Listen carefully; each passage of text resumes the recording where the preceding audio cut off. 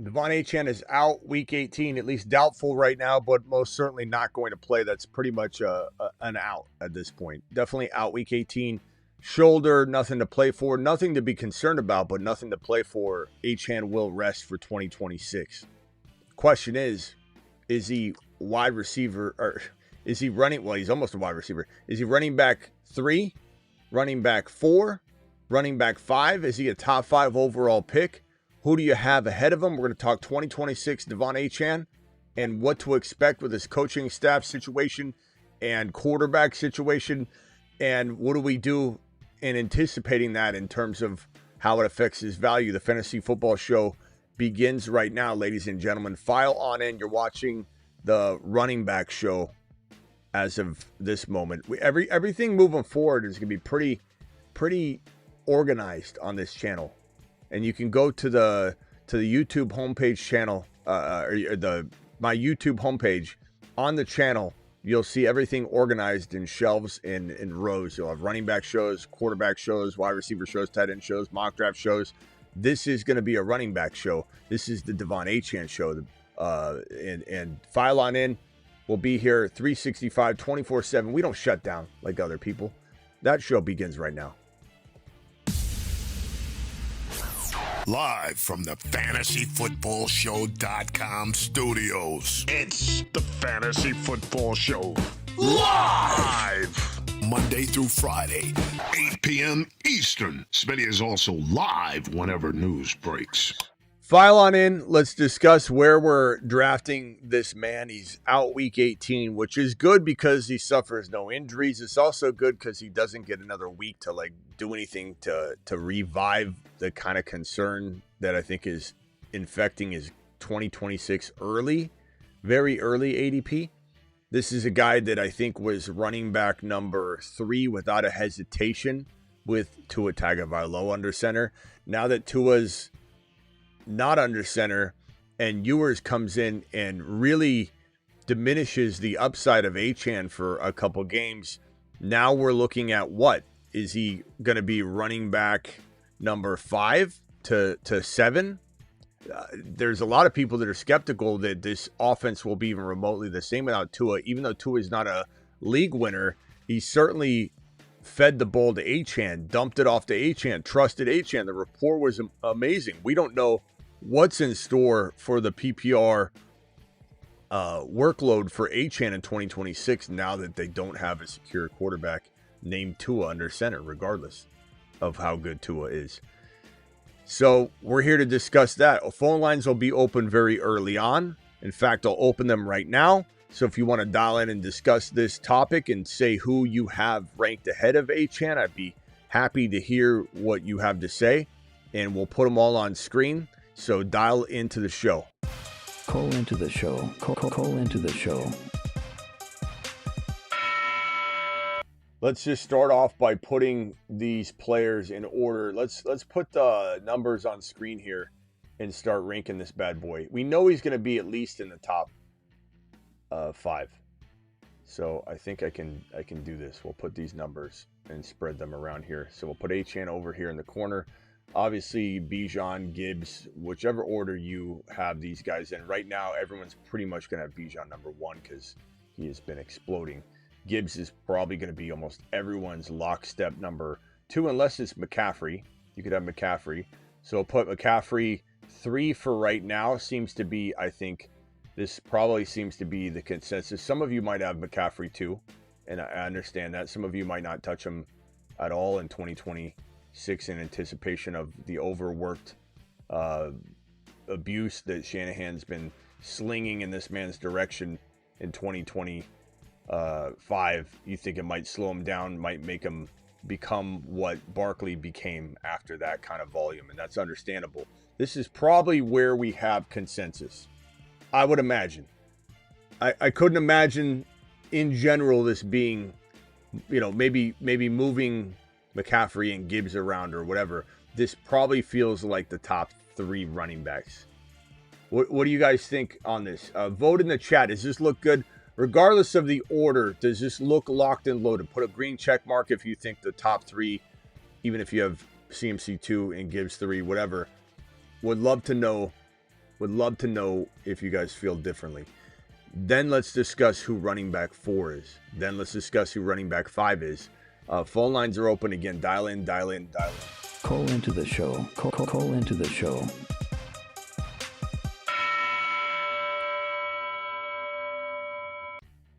I personally am going to be a little bit more cautious with Christian McCaffrey.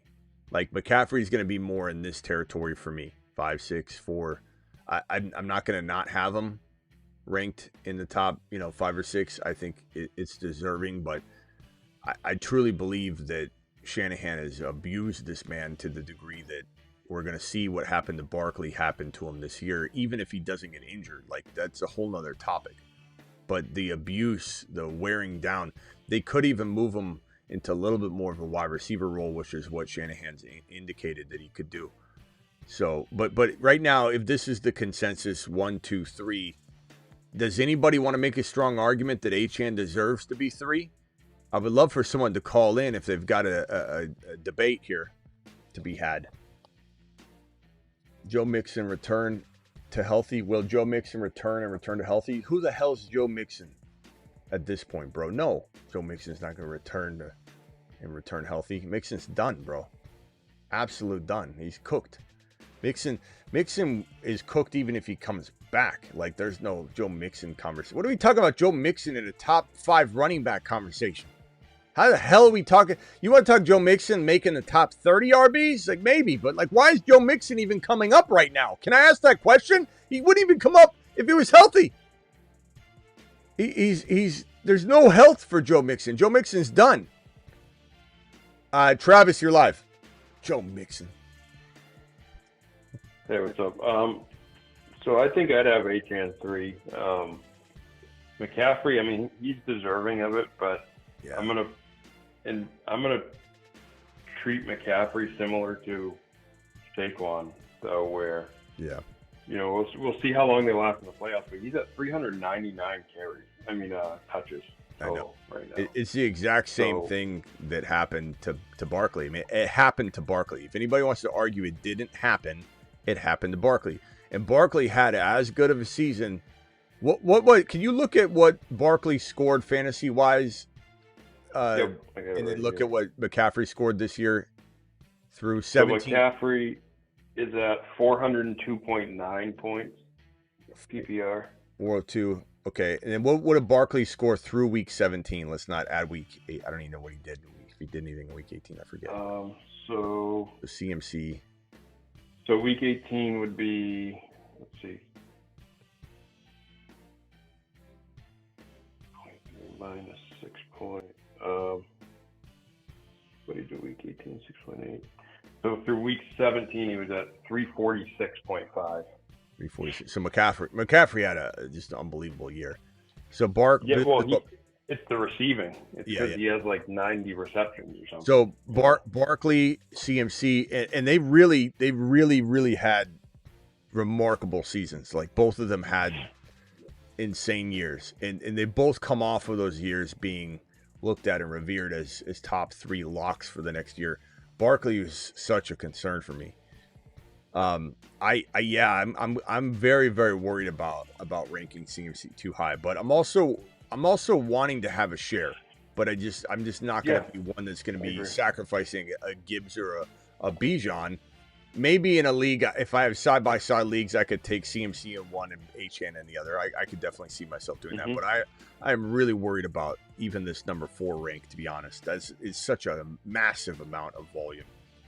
Okay, so Achane, who would be the other running back that we'd even put here? JT.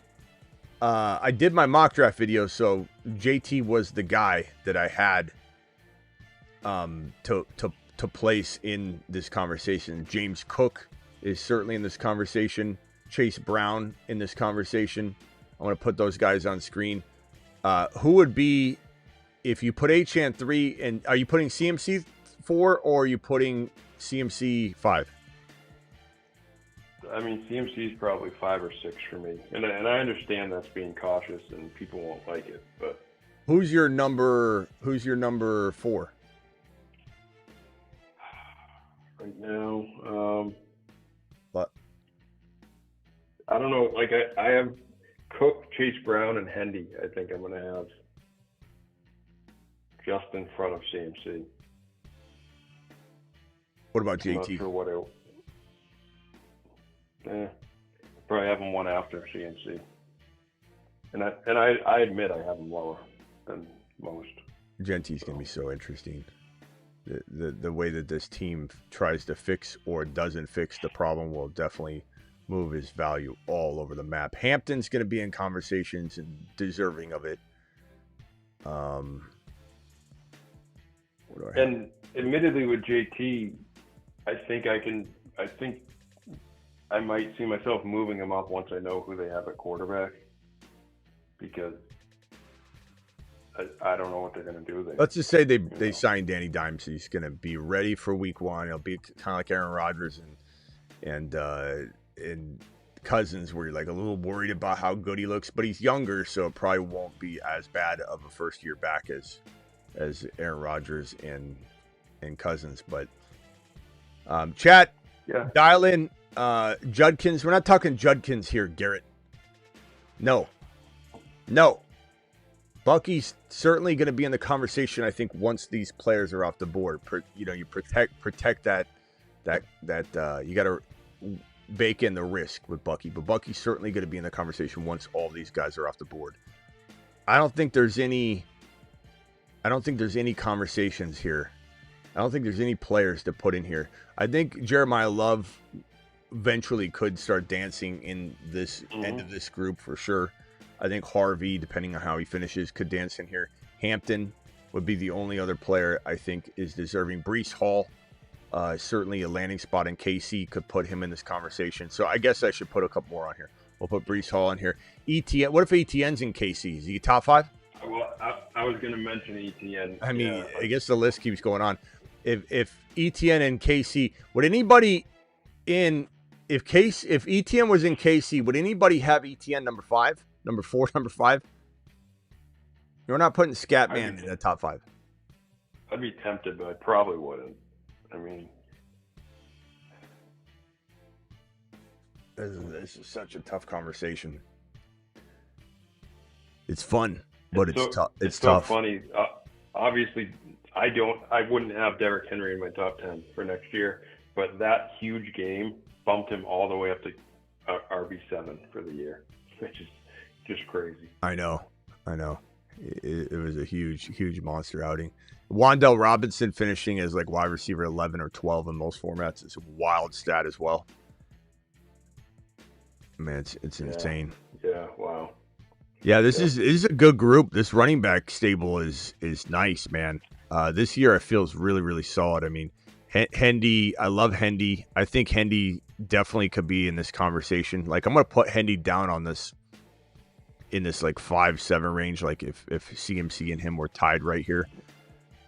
JT's tough because everything that we were worried about happening to JT that didn't in the beginning of the year, it all happened once the quarterback situation fell to the wayside. Like he can't produce the way he produced unless he's got quarterback play.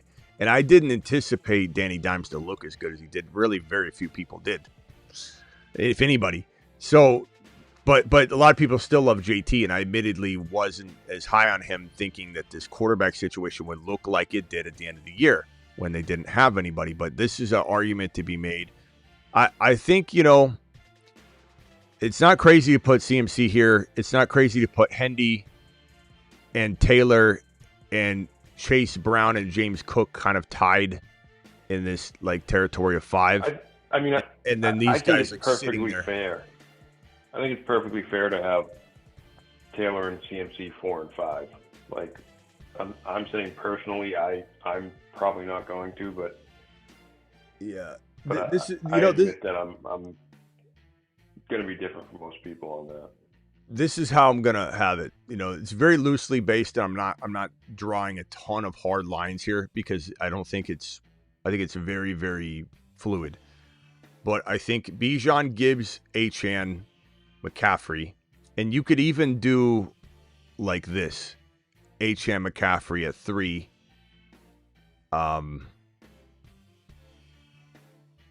JT and James Cook.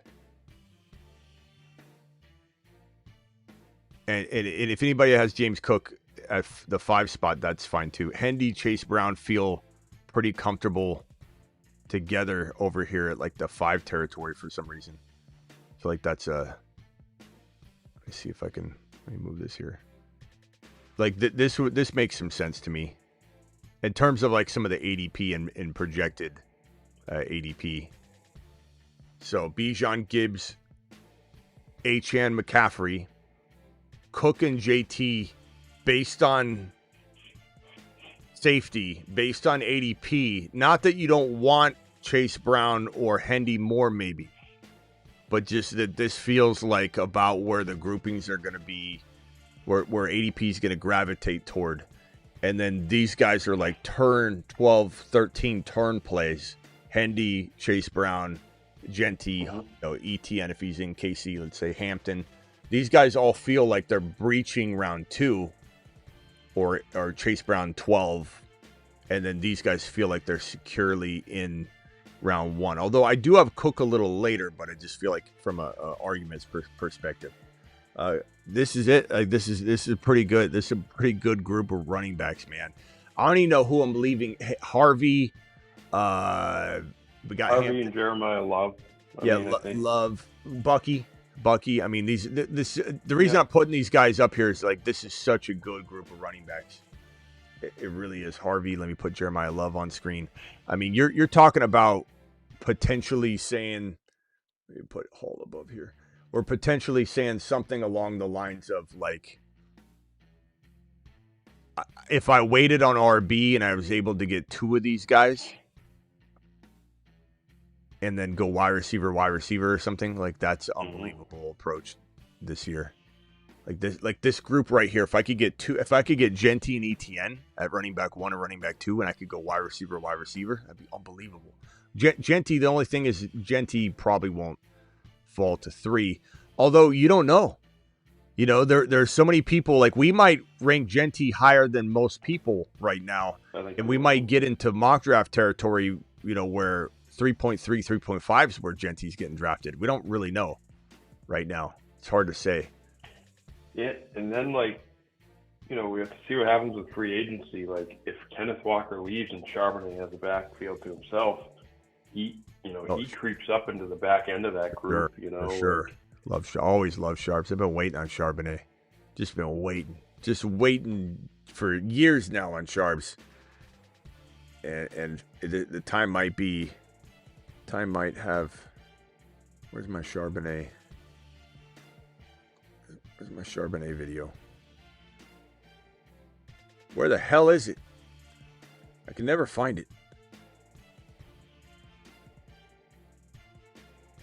I don't know where it went. Charbonnet. I'm looking in this old folder I have here.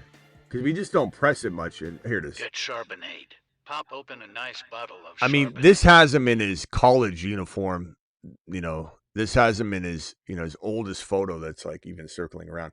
We've been waiting on this day for a while. I do hope that somehow Walker doesn't find himself without a market and ends up back in Seattle. I don't know. But this is a eclectic group of RBs. Who am I even missing? Kyron, Barkley, Henry, Dowdle. yeah. Did I put Love on here? Yeah, I did put Love up on here. Who am I missing? Javonte, Scattaboo, DeAndre Swift, Jacobs. I didn't put Jacobs on here yet. I said Henry, Charbonnet. I mean, the running backs are deep. I feel like the early mock draft stuff. I've recorded round 2 of the mock draft video. Those of you that haven't seen it yet, make sure you watch. It's like a couple videos back. It's round 1, part 1 of the 4-part mock draft series, where it's about 30 minutes on each round. So I did 30 minutes on round 1. I recorded 30 minutes on round 2, and then I'll do round 3 and 4. But I got to tell you, when I'm looking at the mock draft, I'm saying to myself, this feels so deep this year. I've never felt this strongly about a top 24 before. And then even just digging into this right here, knowing I didn't have Harvey listed yet, knowing that, you know, Bucky's not even falling into that round 2, although he barely misses the cutoff. I won't ruin too much of it. Jacobs isn't in there. There's so many players still left to rank that the top 3 rounds feel so much more secure than they've ever felt. It's a very, very deep fantasy football pool right now. It's crazy. And running backs seem deeper than ever right now. Yeah. And wide receivers scoring has actually been down the past 2 years. So things have kind of evened out a little with the positions. Yeah. It's a wild ride, man. It's going to be so amazing digging into this mock draft stuff. I like I said, I when I finished and concluded the recording, I was just blown away by how many players I couldn't fit into the top 24 that felt like they were capable of being like number 12 overall. There are 3, 4, 5 players, and I didn't even dig all the way through all the names, but there are 3 or 4 or 5 players that I felt were 12 overall worthy that I couldn't put in the top 24. Like that feels really good. I'm feeling really good about that. This comment right here, what are you saying, bro? Some of you guys are off your rocker today. The Barkley disrespect. Where's Barkley being disrespected? I mean, he finishes running back, 13 or 14, and is headed down the path of Father Time. Like, what in the hell are you talking about? The Barkley disrespect. You could already mentioned the guys we didn't say, Henry, Barkley. Like, he's over here. He's like looking from the side. Like, you want to put him below all those guys and just have him creeping, like he's peeping around the corner like a creeping Tom? Sure, there he is. There's creeping Barkley. He's looking in the corner. Does that help? Is that better? Talking about Barkley. The thing is, top 5. He's going to end up, if they win a round or two in the playoffs, even just a round or two, he's already at 317 touches. He's going to end up with over 400 touches. I know. And if he has a couple of good games though here in the playoffs, like, then people are going to be wanting to draft him higher, and that will be great. I hope he returns somehow to like second round value. That would be amazing. But man, this is a sick group of RBs, man. It's absolutely crazy. We'll put Jacobs creeping over in the corner. Jacobs very much disappointed, and his job feels a little bit in question right now for next year, just because it felt in question, at the end of the year here. And we got Kyren. We warned about this happening, What Kyren creeping? Jacobs had some very good weeks, but when he wasn't able to be that top 5 back, he was in the 18, 19, 20 range, and now he's banged up. Like we said, this might happen if you look at his track record. I know. Jacobs was a player that I was not as high on as many people. I mean, he still finished respectable for sure, but the future is not looking. It's looking shaky. So and then Henry's got to be creeping over here. I don't know if I'm missing. So now that we got the creepers in the corner, just kind of not able to be in this conversation fully, but we got Henry creeping, Barkley creeping, Jacobs creeping, and Kyren. And that pains me to even say Kyren creeping, but his situation for the future is in flux. Javonte could be a creeper for sure, but I don't think I'm missing anybody. I'm looking at a list right here. Hall's on here. No, I don't think I'm missing any big names. Swift and Javonte, Judkins, Scadaboo. Like, all these guys are kind of, keep in mind what the point of the conversation is. We're trying to kind of talk top 5. So these creepers over here, they're not in the conversation. They're in the conversation to be with the guys that are in the conversation. So we got to have a cutoff at some point. Like, Scadaboo's not in the top 5 running back conversation. He's trying to get in with the creepers over here. But these guys are all like trying to make an argument. Hey, Smitty, my name's Ashton Genty, and I think I can be number 5. And we're like, not yet, but close. And if Hall lands in KC, he could definitely be arguable here. Hampton could definitely be arguable here. Harvey could, Love could, Bucky could, Henry, Barkley, Jacobs, and Kyren. Maybe there's a small argument, but there's a lot of roadblocks there. This is pretty damn good. This is a very, very, very deep running back class. or running back room, I should say, for 2026, the entirety of the running back room. But yes, Swift, Javonte, Scadaboo, Charbonnet, Judkins, who I don't have listed here, Dowdle. They're all deserving to be talked about for sure. But not to say it won't be without risk, but imagine if you were able to go like, say you got a Cook, I don't know, in the second or third round maybe even, if he's, and then a few rounds later you picked up a Genty and a Harvey, or a Genty and a Hall, like, you'd feel pretty good about that. Yeah, I think they're going to be able to be. I don't think Cook gets out around 2. I think there are a lot of people putting Cook around 1. But Cook feels like he's going to be a 2. I can sense you're a little lower on Cook than the ADP by a lot, which is fine. That's why we play the game. There's nothing wrong with that. There's so many good players, like you're splitting hairs. But it does feel like the ADP and the sentiment around Cook is that he's a 10 to 14 overall pick this year. And I have him not I can tell you're down on him a little bit. But I can not to spoil anything, but Cook is in the higher half of the round 2 mock that I have, and definitely deserving of it. Chase Brown, if anybody forgets, if you go watch the video, but Chase Brown snagged that last pick in round 12 for me in the mock draft at 12. I wouldn't even say I'm down on him. I guess ADP wise I am. But yeah. I wouldn't even say I'm down on him as a player. I just, if I have to take him in that area, I'd rather take a Chase Brown a round later or something. And Charbonnet. I'm putting Charbs right here. I can't wait for Charbonnet. It's possible where it's underwhelming. Like, there is that threat that it's underwhelming.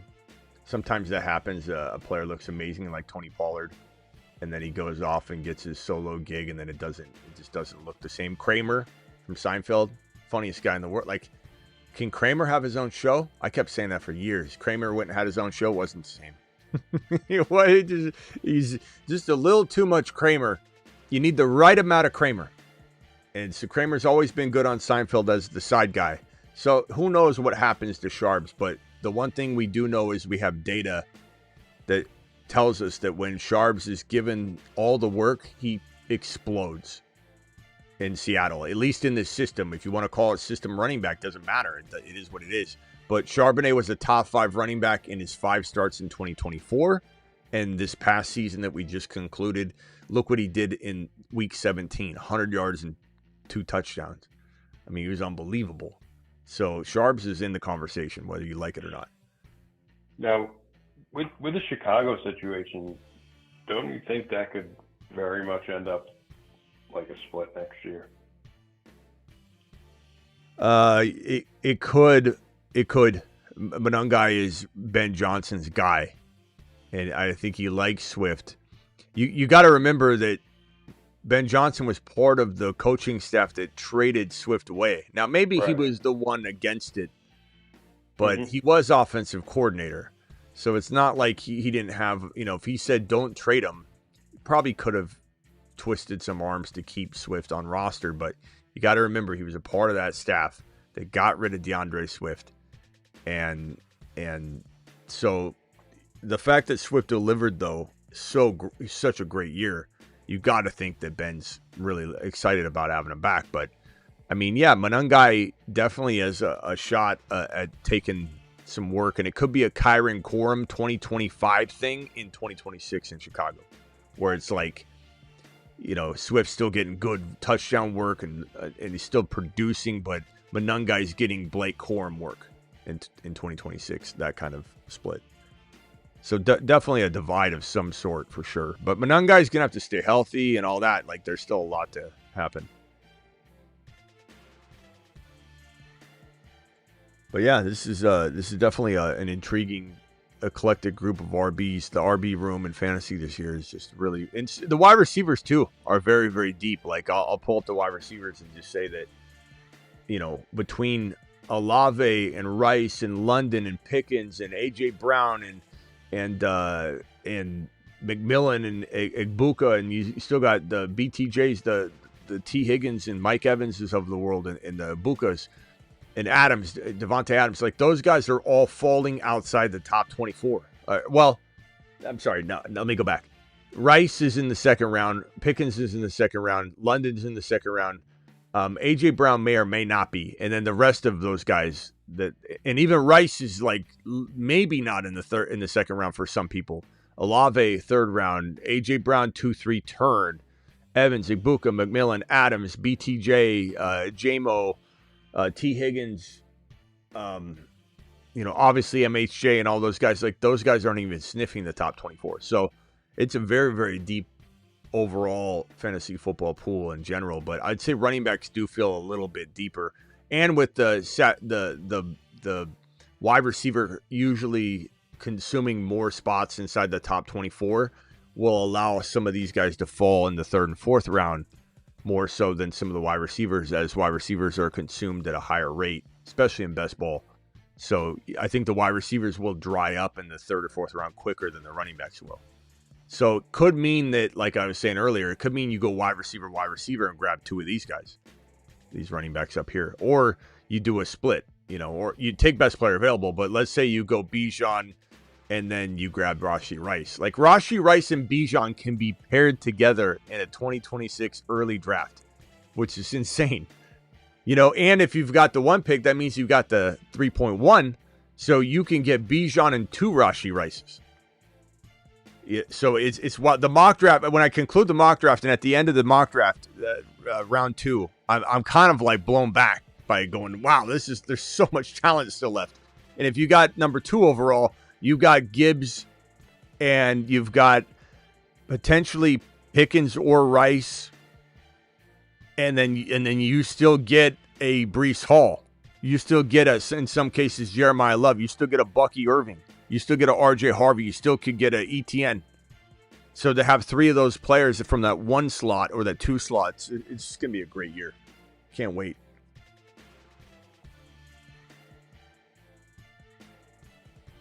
I'm this is obviously a different topic, but I'm very curious to see what the Bucks do with their wide receivers, like if they bring Evans back or not. Yeah. Evans is a tough guy to rank too, because it's like, even if he plays well per start, how many times is he going to get hurt? He keeps getting banged up. He's older. His body's been abused. But then again, it's like you never know. A guy could just have no injuries 1 year all of a sudden. It's hard to predict. But I do think the odds of Evans having a full year at the volume that you're expecting anyway. Like if he's dialed back a lot and he just kind of doesn't get the volume he used to, then he lingers all year. Like I could see that. But if he's getting top 7 wide receiver production volume, then he's probably missing 4 or 5 games. If not suffering a season-ending injury in week 8, or something like that. So Evans is a little bit of a concern for me if the ADP is high. Now, will I take the chance on him if it's not high? Yeah, of course. Very, very interested. I hope they let him walk. So they have Buka, McMillan, Godwin. Like, they don't really need him. Certainly could. We'll see. And all the people down on Buka will probably, a lot of them will return to the fold, if Evans is gone and they're like, okay, well, I guess I'll take a gamble here.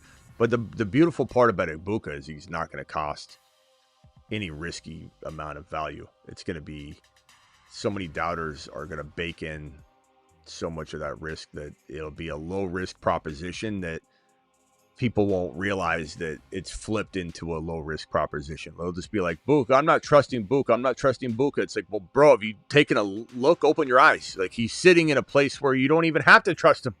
You just got to draft him, and it doesn't work. And if it does, you win a league.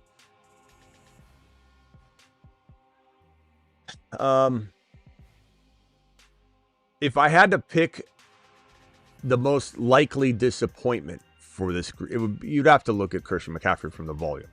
If I had to look at the most likely explosion in value, it would be either Hampton Hendy, Harvey, Triple H and Associates, Genty, or Hall, or Love, or Sharps. Basically everybody. Okay, everybody. Okay, throw everyone in there. But I love Hall. Like, if Hall goes to KC, if Love goes to KC, like, they're going to maybe trump everybody in terms of that. But if they don't, then we'll throw them out. And then it's like, okay, then it's probably one of the 2025 rookie running backs, Genty, Harvey, Hampton, and Hendy, which what a phenomenal, formidable four. Do you think, I know landing spot will matter, obviously, but with Love, do you think people will shy away because of the volatility of the rookies and how they took time to be going this year? So you think they'll just throw them in that bucket? No, as I've said for like a couple weeks now, kind of trying to beat a dead horse on this topic and on the McBride topic, but that, like, take advantage of the Love fear, because PTSD is real.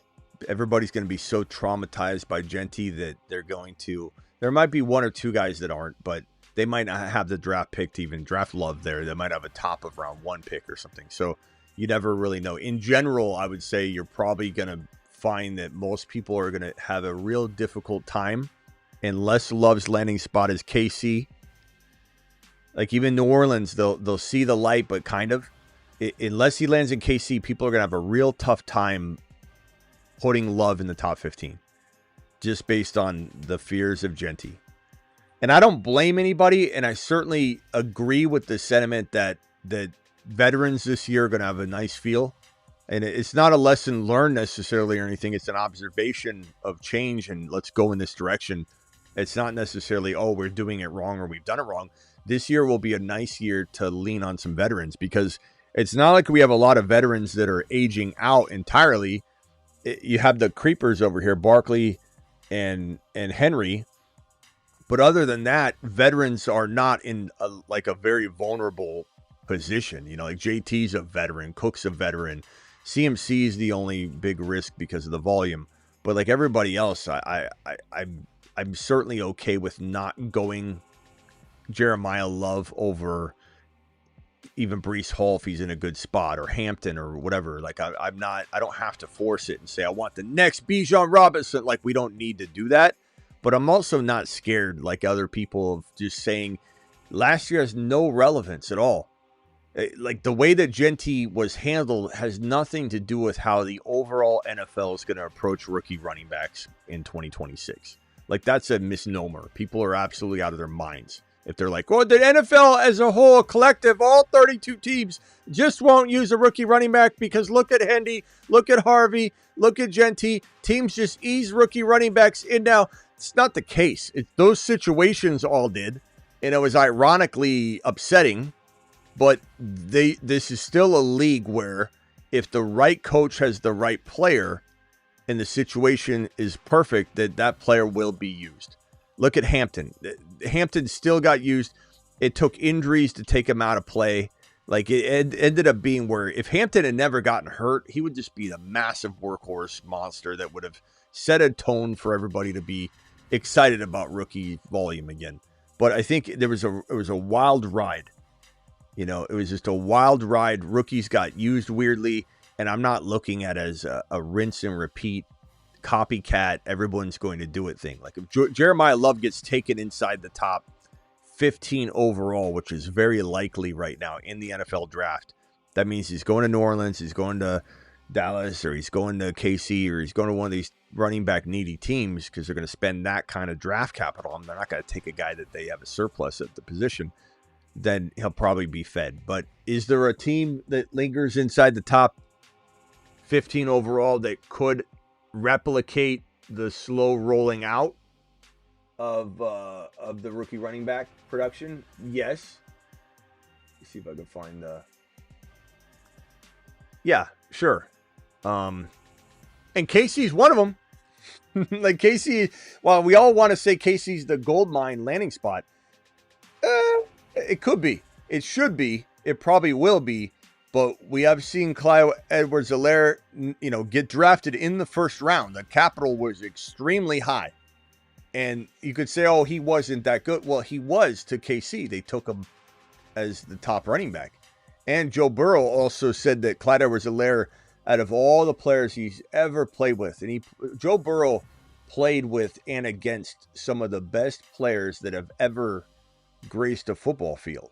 Like even some of the best pros in the game today on defense and on offense, Joe Burrow played with. Jamar Chase, JJ, and all those defensive players, you couldn't even begin to count all the amazing players he faced. Joe Burrow, and I know this is gonna make people laugh, but Joe Burrow said that Clyde Edwards-Helaire was the best college football player on either side of the ball that he ever touched the field with. And so my point being, KC didn't use him right. And KC is one of those teams that can be very confusing, as to how they're going to, ease players in and all this. But the one thing that we have to say from a KC landing spot perspective is that if they clear the room out and Pacheco's gone, and that's the indication we're getting, that it will be wide open season for whatever running back goes in there. One of the big reasons why the KC landing spot is complicated more than people expect it to be is it's probably one of the top 5 most complicated offenses in the league to learn, so it's, as I always tell you, Damian Williams said he never learned it. Damian Williams, and you might say Damian Williams maybe wasn't the sharpest tool in the shed, but Damian Williams would go into the huddle and Mahomes would go, hatchback left, 67 right, chopstick suey. And then he'd look over at Damian Williams and go, you're going to run a 5-yard out. And he'd have to tell Damian Williams what to do every single time. But it's a real complicated system. But anyway, hopefully Jeremiah Love does land there. And the landing spot, obviously, for the one running back. And there's a couple other running backs. You're going to get my running back breakdown soon. But you're going to see that there's 1 or 2 running backs that could flirt with Jordan Love. Just like Harvey, Hendy, and Hampton were thought to not at one point be able to even touch Genty's upside and value. They did climb into a closer spot than we thought, and then now clearly sit in even Steven playing field. And it's about situation that's going to make one of these rookies from 2025 better than the other. So its separation is going to be the landing spot and the environment. But I do believe that Love stands out above all the rest by a landslide, like by a huge margin right now. But a proper landing spot for one of these other 2 or 3 guys that I'm going to break down could vault them above Love if let's say Love went to a confusing landing spot. So, for example, if Love went to the Rams would be nice, but it would be crowded. But if let's say the Bengals, for example, this is my one big fear for the Bengals. They've been wanting another running back for about 2 years now. And during the entire offseason last year, there was talk about them maybe drafting a top on day 1 or day 2 running back. And out of all the teams in the National Football League, I think the Bengals were tied for the most running back visits, day 1 running back and day 2 running back visits. The top 30, players. It was concerning. Now, granted, Chase Brown was so unbelievable. You got to think they're rethinking that this year, but we'll see what we hear. It's ridiculous they'd even contemplate it. But there could be a landing spot for Love that we're like, what? Keep in mind how bad Detroit looked at first for Gibbs, and it was amazing. There's definitely landing spot complications that can happen. The protective measure is that Love goes so high, Jeremiah Love, that a team wouldn't mess around with drafting Love unless they had a wide open spot at the position. Oh, it's like I don't think it would happen, but Jerry Jones is unpredictable. He could sign Javonte and then fall in love with Jeremiah Love and draft him. Can you imagine? That'd be what a mess. The hell are we doing? Yeah, I don't think it'll happen, but these crazy things. Yeah. Happen on draft. The other protective measure for Cincy is that they're probably drafting all defense. So that's the other thing too. But it is.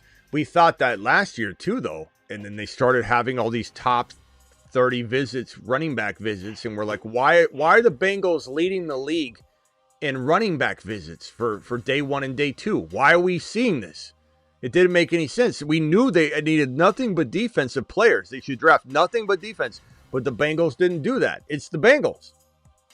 So you can say what you want about them only needing defense, but it doesn't matter because it's the Bengals. There's a reason Joe Burrow is depressed right now. There's a reason Joe Burrow is saying, I just want to play football. Like, I just want to play football. Can't we play football? Because the Bengals aren't doing what they need to do. So you can say what you want. But we're here for a reason. But most likely, logic would tell you the Bengals won't touch a running back. At least early on. They might still draft another one to back up Chase Brown in case he got hurt. They want to, look at all the injuries that the Bengals have suffered. But yeah, I don't know. Love and then a couple of their RBs could get in the mix for a top 10, top 12 ranking. But for top 5, Jeremiah Love needs to be discussed, but he probably won't cut it.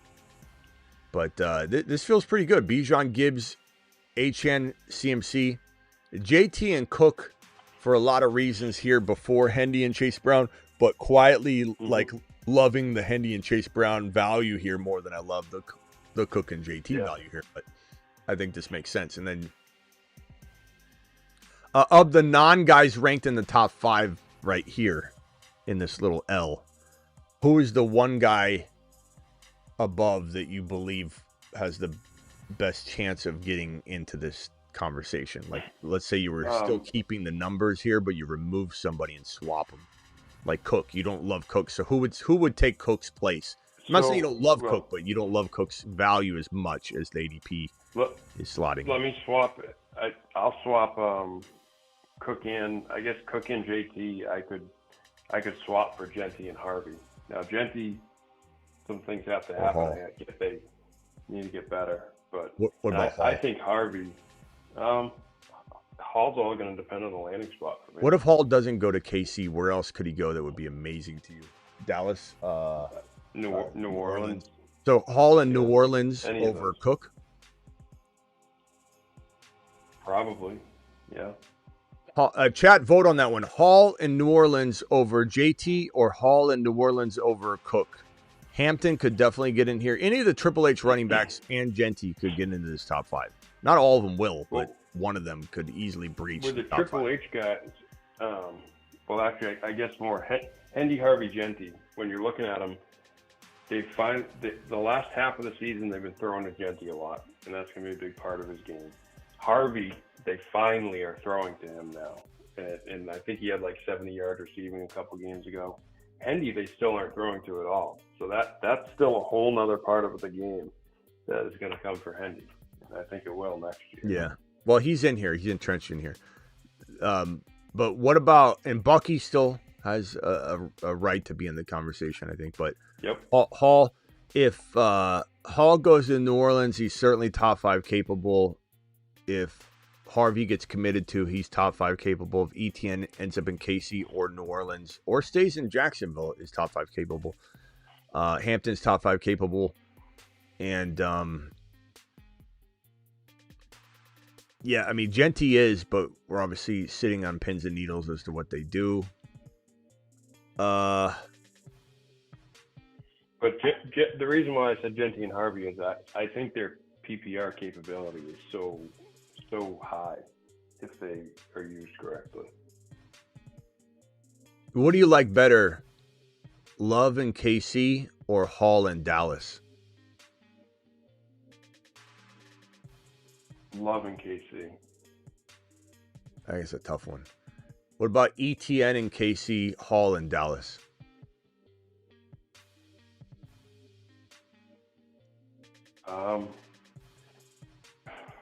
ETN, because I don't trust Schottenheimer to commit to a back 100. I think he'd do the same. How about this then? then? They draft Love, which is a whole nother commitment level because of how high they're taking him. Draft Love to Dallas or ETN and KC. Then I might go Love in Dallas if they drafted a guy like that, because I think then Schottenheimer would have a little more say in it. Hall. Again, I could be completely wrong, but I just look at how they use Javante. Hall in New Orleans or ETN in Dallas? I like Hall in New Orleans there. Okay. This will be a good show. Maybe we'll do this show. I'm not sure if we're going to go. We may or may not go live on the main channel tonight at midnight Eastern. I'm going to go live on the Dynasty channel. The Dynasty channel, we need more watch time and videos on it. I think the YouTube memberships on the Dynasty channel got removed because I hadn't streamed enough. And so we got to get the watch time up to get that memberships back. It took them all off. The monetization was, I need like another 1,000 hours or something, just because of the way it looks at a whole calendar year or something. We didn't stream on the channel for like a whole year. So we have to do some catching up to do. So Dynasty tonight will go live. And maybe that will be the topic. We'll do some sort of like mix and match landing spots conversation. That would be a good one. So to flip it back to you, with those situations, it sounds like you really like the idea of someone else in Dallas over Javante right now. I wouldn't say that. I think I'm just anticipating him. Well, yeah, I don't know. I guess I'm just wanting some excitement. I don't know. I don't think it's me. I think if you could give me Javante versus somebody if you want, and I'll answer that. Well, I guess my bigger question is, do you think they would use a different running back differently than Javante, or would you still see them, not throwing to the running back a ton, and then they get inside the 5-yard line and they just pass, I don't know. 70% of the time. I think we know what Javante is in Dallas, so if he returns and they get him on a hometown discount, so to speak, that we can feel comfortable with Javante in like late 3rd, early 4th round. I don't think I could. Right. If Javante re-signed in Dallas, I don't think he's breaching the top like 25, 28 overall picks to me still. I like him a lot, but I don't know if I'll put him there. But I think he makes for a fantastic like 4th drafted player, maybe late 3rd drafted player, potentially in some cases. But I think that, so to answer the question, but Hall would be a 2nd rounder in Dallas. So it's not to say I don't love Javante or that he didn't do enough this year. He's very good. But I just think that Hall's a little bit of a level up. And I also think that if they go aggressively after a big name running back, it kind of shows a little bit more commitment to him. But I definitely think Javante. So you think they'd use him? They'd use the running back a little bit differently, maybe, because the running back was clearly like a secondary thing for them this year. Yeah, maybe. I think Breece Hall would be a strong indication that they want to throw to the back more, and I think you bring in Breece Hall, that he's such a big receiving threat that you're going to get more production. But I do like Javante. I don't mean for it to feel like I don't. But like if Javante went to New Orleans, would I like him as much as I would if he returned to Dallas? Probably not, because he's a proven commodity in Dallas, and I don't know what they do in New Orleans with him. They could ruin it. That Dallas offense is just amazing for a running back, even like Javante, who we still have some questions about. The opportunity is just perfect. Yeah. All right, Travis. We'll be back tonight on the Dynasty show. I don't think I'll be live on the main channel. I might still go live on it, but I want to make sure we get a Dynasty show in tonight, and I'll probably go live around like 11 to 11:30 Eastern to go a little bit earlier. But we need to get the watch hours up on the damn Dynasty channel. I let it slip this year by not doing much on it. So, but it won't take long. Good. It'll take a few weeks. But I think everybody that has a membership probably got an email saying your membership on the Dynasty channel has expired. And so I gotta redo that. I can't even I went to look up how many we had and it didn't even show me anymore. So we just gotta stream a little bit more on there. It'll take like a couple weeks maximum, but we'll get the Dynasty channel up. So I need everybody here watching to help do their part. Stream those damn Dynasty videos on the Dynasty channel to get the watch time up so we can get the memberships returned. If anybody can help out on that, that would be great. Get to watching some shows. Here's the Dynasty link. We'll be live on the Dynasty channel tonight. There's the link. Travis, we'll see you on the Dynasty show. Yep. Talk to you later. All right, bro. And we'll probably talk about landing spots for these running backs. Like that'd be a good conversation. a conversation we might also do on the main channel eventually too. All right, get to streaming those Dynasty shows for your boy if you can. And really, really appreciate it if anybody can. Let me know if you do, and I'll give you a shout out for helping. Just watch as much as you can, And we'll see you on the Dynasty channel tonight. Appreciate every single one of you. I'm live Monday through Friday, 8 p.m. Eastern, every single Monday through Friday. Also know that the fantasyfootballshow.com is completely 2026 ready. All the rookies are inserted into all the rankings. Not just the rookie rankings, but the super rookie rankings, the top 200, the super flex. Everything's got the rookies included, the trade calculators. They're all mixed in with all the other players. And the first bold prediction of the year is already up on thefantasyfootballshow.com. Let me drop that link to thefantasyfootballshow.com, which is the best place to get your rankings, bold predictions, trade calculators, all the written content. Boom, there it is. And don't forget to get on over to the 24/7 365 live chat group. It is me and a bunch of the amazing, fine people that you see in the live chat right now helping you out, answering questions. It's the best 24/7 365 live chat environment, I think, in the world. So join me there. I'll see you all tonight at before midnight Eastern on the Dynasty channel.